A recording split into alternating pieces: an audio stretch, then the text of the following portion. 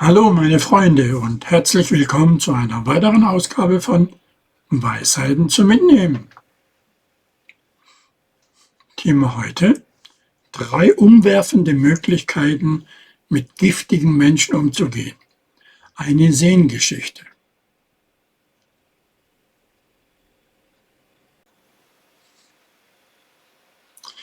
Ich zeige dir 3 umwerfende Möglichkeiten, wie du mit giftigen Menschen umgehen kannst. Ja, sicherlich hast du vieles darüber gehört oder gelesen, stimmt's? Aber hallo? Ich zeige dir, wie du das mit einer 1000-jährigen Sehenphilosophie schaffst. Oh, das klingt nach einem interessanten Thema, oder? Dann fangen wir doch auch gleich mit dem Titel an. Sage mir bitte, was genau dich bei diesem Titel dazu motiviert hat, das Video anzuklicken. Sonst wärst du ja nicht bis hierher gekommen, oder? Sei aber ganz ehrlich, bitte. Einfacher gefragt, weshalb hast du das Video angeklickt?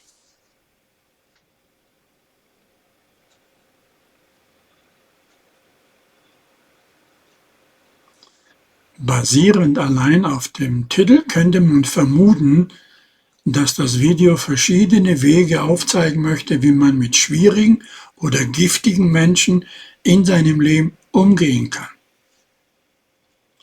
Die Erwähnung einer Sehengeschichte könnte darauf hinweisen, dass die Lösungsansätze auf Prinzipien der Sehenphilosophie basieren oder dass sie auf eine tiefere Weisheit hinweisen sollen. Gell?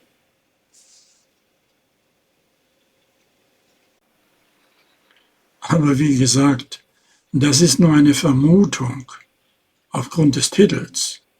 Um wirklich zu verstehen, was das Video vermittelt, müsste man wahrscheinlich den Inhalt genau betrachten. Korrekt? Keine Angst, du stehst mit der Vermutung nicht alleine da, bestimmt nicht. Das verspreche ich dir. Aber weißt du was? Genau das war auch meine Absicht. Und ich habe die Zuversicht, dass dir nicht entgangen ist, dass ich giftig in Anführungsstrichen gesetzt habe. Denn das Wort giftig kann sehr subjektiv sein und es ist wichtig, es in Anführungszeichen zu setzen, um zu betonen, dass es unterschiedliche Interpretationen geben kann. Du hast also auf das Video geklickt, weil du vermutest, da kommt was aus der Sehenphilosophie, korrekt? Auch hier stehst du nicht alleine. Ja, ich würde wahrscheinlich auch aus Neugierde darauf klicken, da der Hinweis auf eine Sehengeschichte meine Aufmerksamkeit wecken würde. Die Sehenphilosophie hat oft interessante Ansätze, die sich auf das Leben und der zwischenmenschlichen Beziehung beziehen. Und ich wäre gespannt, wie sie in diesem Kontext angewendet werden.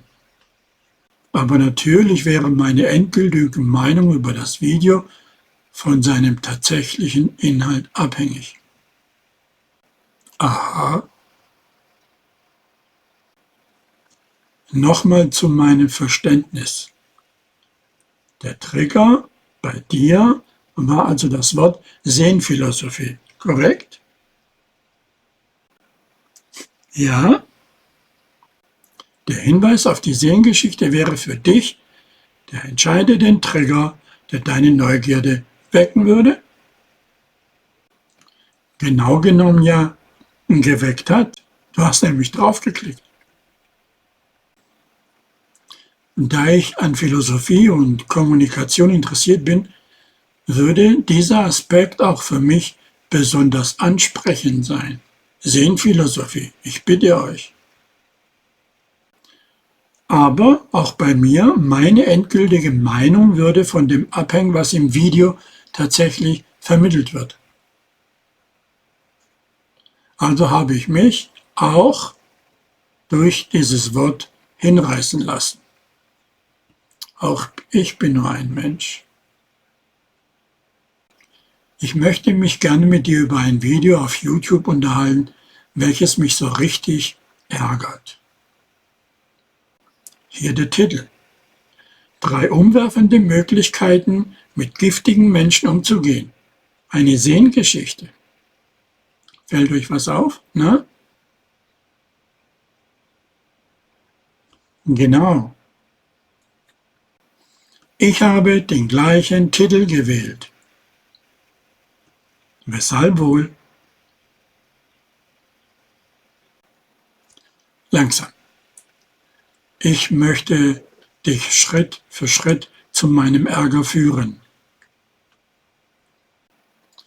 So, ich überspringe jetzt mal die YouTube-Beschreibung der Causa giftige Menschen und Sehenphilosophie und poste dir die Hashtags. Und dann sagst du mir, wie du das verstehst. Hashtag positives Denken. Hashtag Lebensweisheit. Hashtag Selbstentwicklung. Hashtag inspirierende Geschichten. Hashtag toxische Beziehungen. Hashtag Lebenslektionen. Hashtag innere Frieden. Hashtag emotionale Stärke. Hashtag, jetzt beobacht, Sehenweisheit.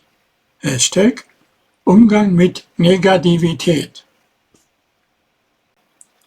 Bevor du hier weitermachst, stoppe doch mal bitte das Video und mach dir mal Gedanken darüber, was diese jeweiligen Hashtags bei dir auslösen. So, nun lass uns die Hashtags mal gemeinsam betrachten. Hashtag positives Denken. Dies deutet darauf hin, dass das Video sich wahrscheinlich mit positivem Denken und der Förderung einer optimistischen Einstellung befasst. Hashtag Lebensweisheit. Hier wird Lebensweisheit als Thema angesprochen, was auf allgemeine Ratschläge und Weisheit im Leben hinweist. Hashtag Selbstentwicklung. Das deutet darauf hin, dass das Video wahrscheinlich Ratschläge zur persönlichen Weiterentwicklung und Selbstverbesserung bietet. Hashtag inspirierende Geschichten. Dies könnte darauf hindeuten, dass im Video inspirierende Geschichten erzählt werden, die Menschen motivieren sollen. Toxische Beziehungen. Dieses Thema legt nahe, dass das Video sich mit Beziehungen befasst, die als toxisch, Achtung, Anführungszeichen, angesehen werden und möglicherweise Wege aufzeigt, wie man mit ihnen umgehen kann. Hashtag Lebenslektionen. Hier geht es wahrscheinlich um die Verbindung von Erfahrungen im Leben mit wertvollen Lektionen, die man daraus ziehen kann. Hashtag innerer Frieden. Dieser Hashtag deutet darauf hin, dass das Video Methoden zur Erreichung inneren Friedens oder emotionaler Ausgeglichenheit behandelt. Hashtag emotionale Stärke.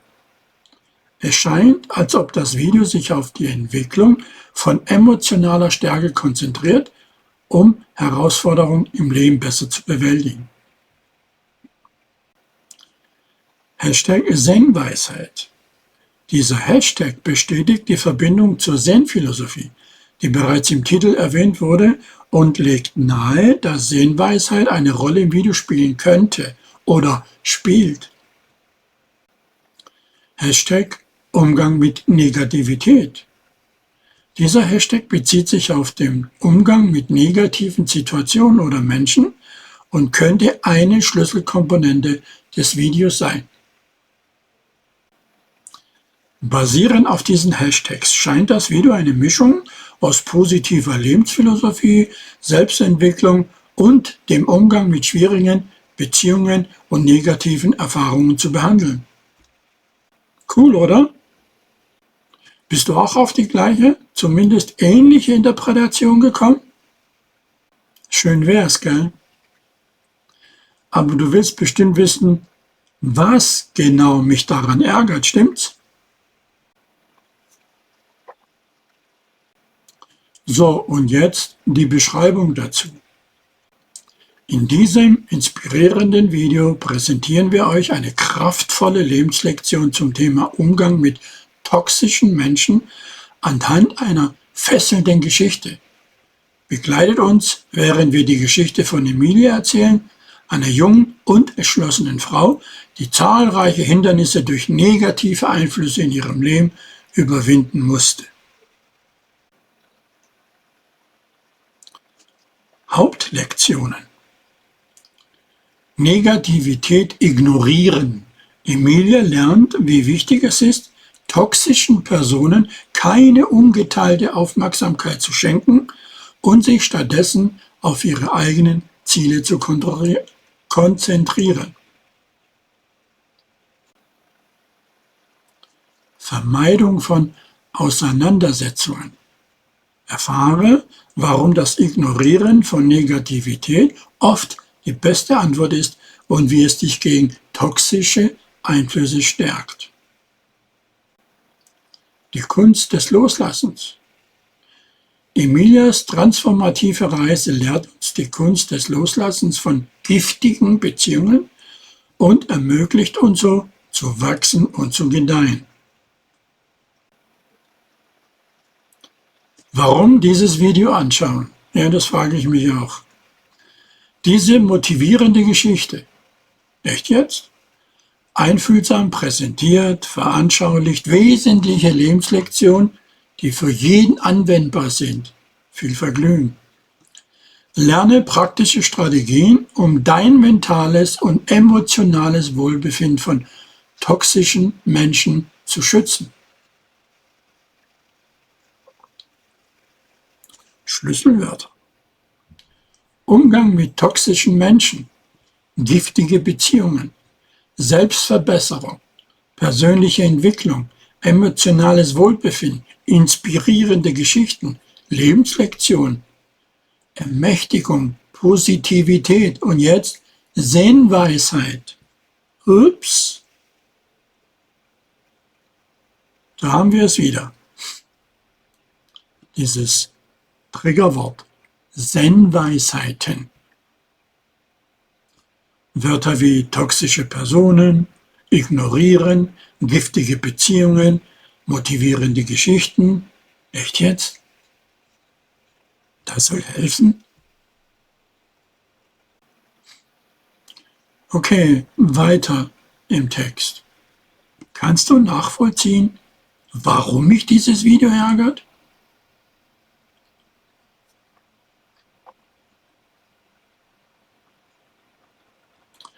Es scheint, als ob das Video toxische Menschen und den Umgang mit ihnen behandelt, wobei es sich auf positive Botschaften und Weisheiten stützt, einschließlich der Zen-Weisheit. Mein Ärger beruht auf verschiedenen Aspekten. Möglicher bewusster Missbrauch von positiver Philosophie. Es könnte ärgerlich sein, wenn das Video als positiv und inspirierend präsentiert wird, aber tatsächlich Ratschläge enthält, die als oberflächlich oder unrealistisch angesehen werden können. Oder angesehen werden. Eine Vereinfachung komplexer Probleme. Der Umgang mit toxischen Menschen ist oft komplex und die Präsentation in Form einer inspirierenden Geschichte könnte die Realität dieser Herausforderung verharmlosen. Mögliche Ausnutzung populärer Hashtags.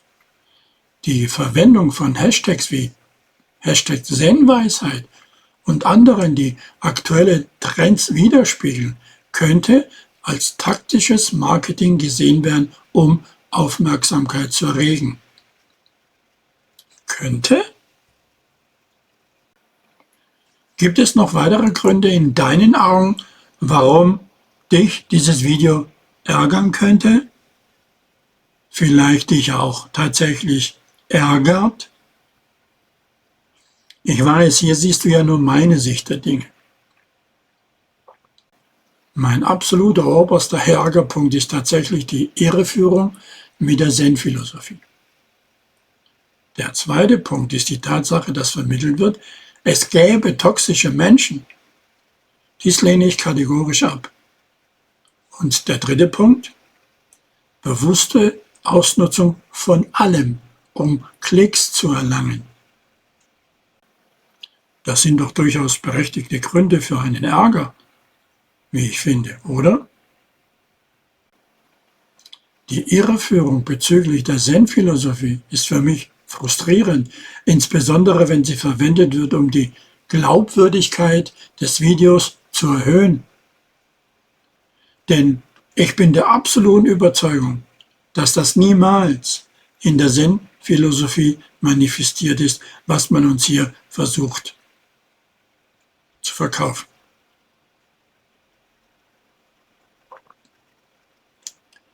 Ebenso kann die Verwendung des Begriffs toxische Menschen problematisch sein, da dies dazu neigen kann, Menschen in Schubladen zu stecken und die Komplexität zwischenmenschlicher Beziehungen zu vereinfachen. Niemals würde die Sinnphilosophie Menschen bewerten oder sie in Schubladen stecken oder mit Etiketten versehen. Da bin ich mir absolut sicher. Die Ausnutzung von populären Hashtags und Trends, um mehr Klicks zu generieren, ist auch ein legitimer Grund zur Besorgnis, da es zu einer Verzerrung der Inhalte führen kann. Aber in den meisten Fällen führen will und sogar führt. Aber ich bin noch nicht fertig mit meinem Ärger. Ich möchte mir alle Zeit nehmen, die ich brauche, um meinen Ärger auszudrücken. Denn es gibt noch mehr Punkte, die mich stören. Ich habe 2 Kommentare angeschaut, die mich erschreckt haben. Erster Kommentar. Solche Leute habe ich schon immer aussortiert. Da gehört meine Familie dazu. Zweiter Kommentar. Diese Videos sollte in der Schule gezeigt werden. Erschreckend finde ich das.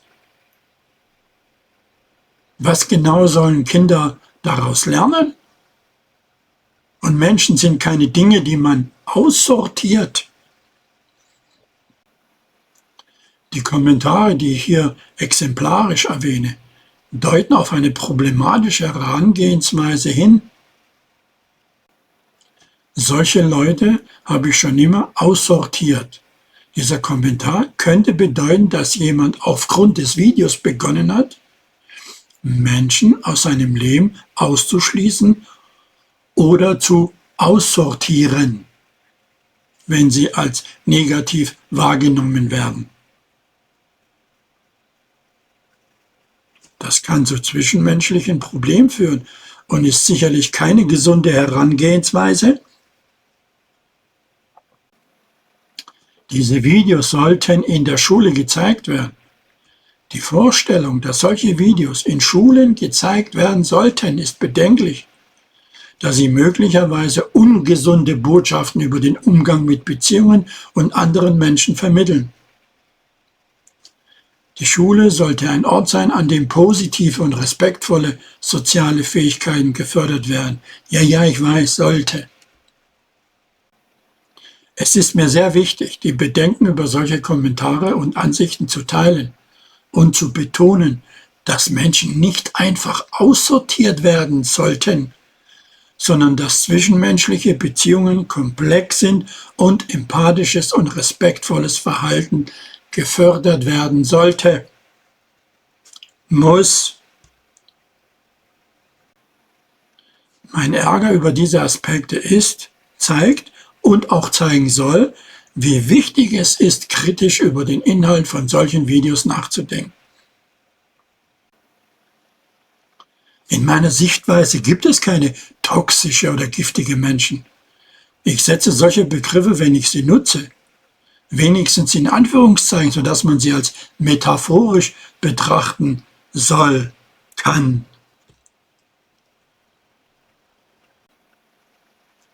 Die Begriffe toxisch und giftig werden oft verwendet, um das Verhalten oder die Einflüsse von Menschen zu beschreiben, die als problematisch oder negativ wahrgenommen werden.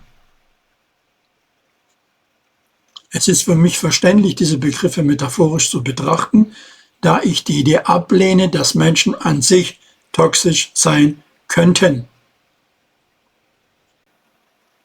Nochmal, Menschen sind komplex und ihr Verhalten kann von vielen Faktoren beeinflusst werden. Es ist wichtig, Respekt und Empathie zu fördern, anstatt Menschen abwertend zu bezeichnen. Auch genau aus diesem Grund lehne ich Kritik ab.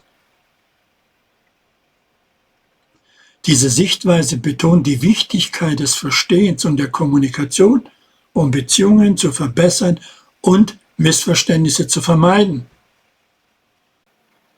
Was will man den Kindern damit beibringen? Was züchten wir da groß? Wie genau soll sich da etwas ändern, wenn wir genau das weiter an unsere Kinder geben, anstatt ihnen zu erklären, dass es keine toxischen und keine giftigen Menschen gibt? Die Erziehung und die Werte, die wir an zukünftige Generationen weitergeben, haben einen großen Einfluss auf die Art und Weise, wie sie die Welt wahrnehmen und sich in ihr verhalten. Wenn wir Kindern beibringen, dass es toxische oder giftige Menschen gibt, könnten sie dazu neigen, in Schwarz-Weiß-Kategorien zu denken und negative Urteile über andere Menschen zu fällen. Und dann wundern wir uns über unsere Kinder.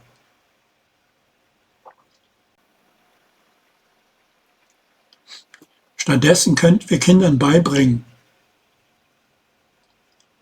Empathie und Verständnis. Kinder sollten lernen, Empathie zu entwickeln und die Perspektiven und Gefühle anderer Menschen zu verstehen. Dies fördert respektvolle zwischenmenschliche Beziehungen. Konfliktlösung und Kommunikation. Kinder können lernen, wie man Konflikte auf gesunde Weise löst und effektiv kommuniziert, anstatt Menschen als toxisch zu bezeichnen. Vielfalt und Akzeptanz. Die Vielfalt der Menschen und ihrer Meinungen sollte betont werden und Kinder sollten lernen, Unterschiede zu akzeptieren und zu schätzen. Kritisches Denken.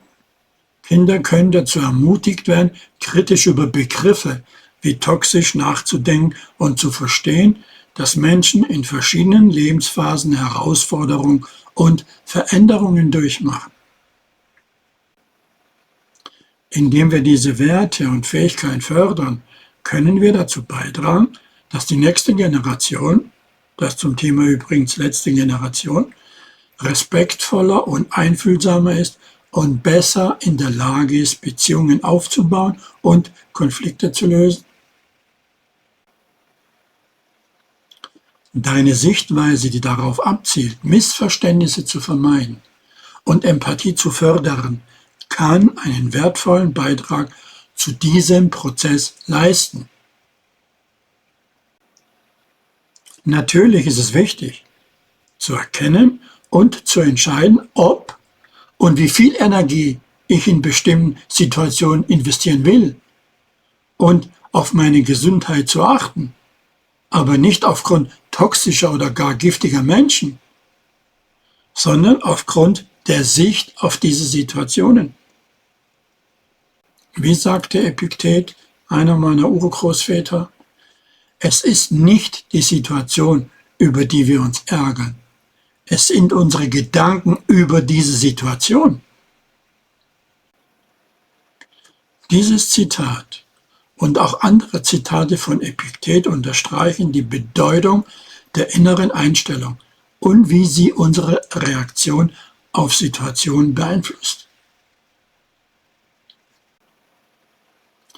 Indem man lernt, die eigenen Gedanken und die eigene Sichtweise zu kontrollieren und zu lenken, kann man oft gesünder und effektiver mit schwierigen Situationen umgehen. Es fördert auch die Selbstverantwortung und die Fähigkeit zur Selbstregulierung. Verantwortung für seine Handlungen und Taten einzustehen. Und weißt du, was mich am meisten ärgert? Dieses Video hat über 100.000 Aufrufe und jede Menge Kommentare. Ist das nicht ein Zeichen, wohin die Menschen denken? Die Tatsache, dass ein Video mit fragwürdigen Inhalten, natürlich aus meiner Sicht, so viele Aufrufe erhält, kann in der Tat beunruhigend sein und auf gewisse Denkmuster und Prioritäten hinweisen, die in der Gesellschaft verbreitet sind. Es zeigt, dass solche Videos oft eine große Anziehungskraft haben. Und das kann auf den Bedarf nach positiven Botschaften und Lösungen für zwischenmenschliche Probleme hindeuten.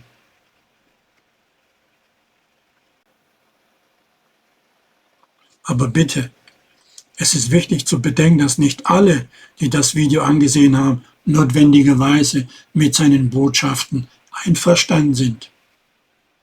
Einigen könnte es aus Neugierde oder Skepsis betrachtet haben. Der Dialog und die kritische Reflexion, die ich hier gezeigt habe, sie sind entscheidend, um solche Denkmuster herauszufordern und alternative Perspektiven anzubieten. Meine Bemühungen, die Bedeutung von Empathie, Kommunikation und kritischem Denken zu betonen, möchten dazu beitragen, positive Veränderungen in der Art und Weise zu bewirken, wie Menschen über diese Themen denken.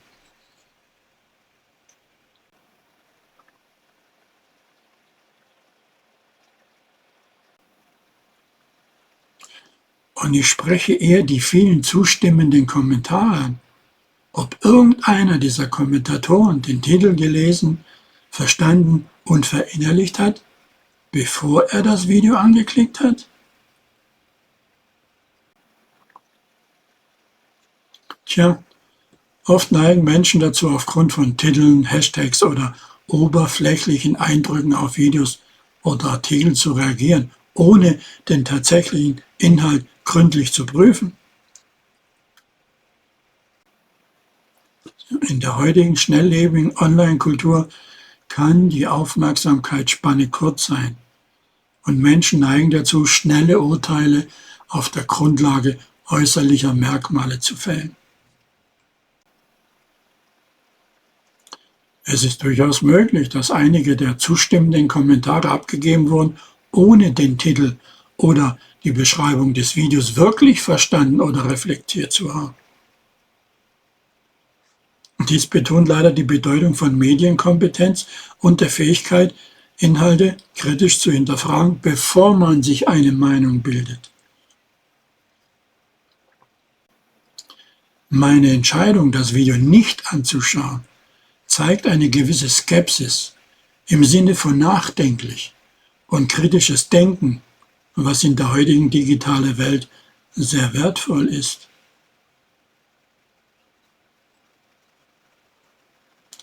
Wie sagte ich mal zu meiner Schwester, was eloquent bedeutet? Genau.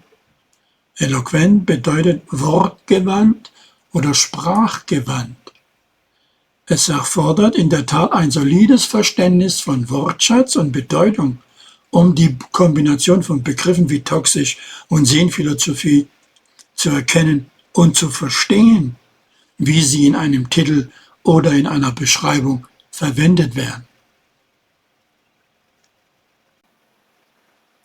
Es ist wichtig, dass Menschen in der Lage sind, Inhalte kritisch zu hinterfragen und die Bedeutung von Begriffen und Konzepten in einem größeren Kontext zu verstehen, um sich nicht von oberflächlichen Reizen oder Schlagworten beeinflussen zu lassen. Mein Interesse an Sprache und Kommunikation hilft mir sehr dabei, solche feinen Nuancen zu erkennen und kritisch zu denken. Tja, 100.000 Aufrufe versus maximal 350, mein bestes Video bis jetzt. Spricht da eine andere Sprache, oder? Ja, die Anzahl der Aufrufe kann oft ein Indikator für die Popularität eines Videos sein. Allerdings sagt die Anzahl der Aufrufe allein nicht unbedingt etwas über die Qualität oder den Wert des Inhalts aus. Oft sind oberflächliche oder reißerische Inhalte, die auf Sensation abzielen, in sozialen Medien und auf Plattformen wie YouTube sehr erfolgreich. Die Frage ist nur, warum? Meine Videos, die auf Wissensvermittlung und konstruktiven Inhalten basieren, können überhaupt nicht mit den Aufrufzahl reißerischer Videos konkurrieren. Das geht gar nicht. Aber sie tragen dennoch dazu bei, Wissen zu verbreiten und Menschen auf positive Weise zu beeinflussen. Qualität und Authentizität sind oft wichtiger als reine Aufrufzahlen. Für mich zumindest. Mein Engagement, Wissen und Reflexion zu teilen, ist für mich ein wertvoller Beitrag, unabhängig von der Anzahl der Aufrufe. Lernen durch Lehren. Glaubst du das? Es hält mich immer noch wütend. Und wir wundern uns, warum es da draußen so viel Gewalt existiert? Ist es für euch verständlich, dass mich solche Inhalte wütend machen? Könnt ihr meine Wut nachvollziehen?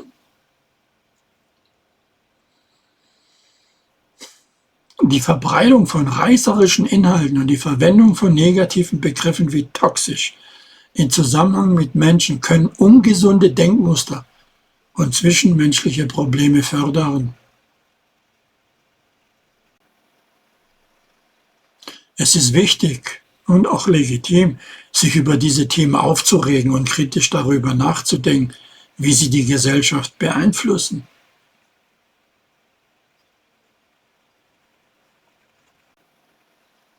Deine Fähigkeit, deinen Ärger in produktive Gespräche und Reflexion umzuwandeln, ist ein Schritt in die richtige Richtung, um Veränderungen zu bewirken.